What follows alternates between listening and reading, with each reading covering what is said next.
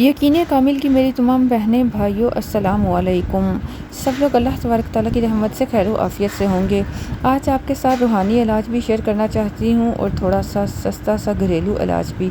अगर आप लोगों को बार बार पेशाब आने की शिकायत है जिसकी वजह से आप लोग बहुत परेशान रहते हैं, तो आप ऐसा करें, देसी हल्दी ले लें। ये बज़ाहिर देखने में मामूली सा नुस्खा है, लेकिन ये बहुत कारआमद है। इसकी माशाल्लाह से बहुत बरक़ात हैं।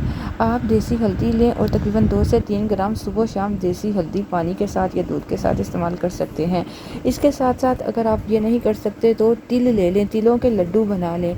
हमारे जो बड़े बुज़ुर्ग लोग हैं वो जानते हैं कि तिलों के लड्डू कैसे बनाए जाते हैं। तिलों के लड्डू बनाकर उस पर एक छोटा सा आपने कुरानी अमल करना है, और वो अमल ये है कि आपने अव्वल और आखिर दरूद शरीफ के साथ 41 मरतबा इस आयत मुबारका को जो आपको सामने स्क्रीन पर दिखा रहे हैं, इसको आपने 41 मरतबा तिलावत करके तिलों के लड्डू पर फूंक कर और इस तिलों के लड्डू को रोज़ाना सुबह निहार मुँह खाना है। इंशाअल्लाह इसकी बरकत से, फजीलत से आप लोगों का ये जो पेशाब आने का मसला है,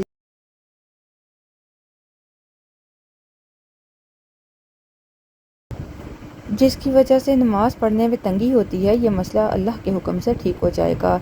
अपना ख्याल रखें, दुआ में हमें ज़रूर याद रखें और एक मरतबा दरूद पाक पढ़कर अपना नाम कमेंट बॉक्स में ज़रूर लिख दें।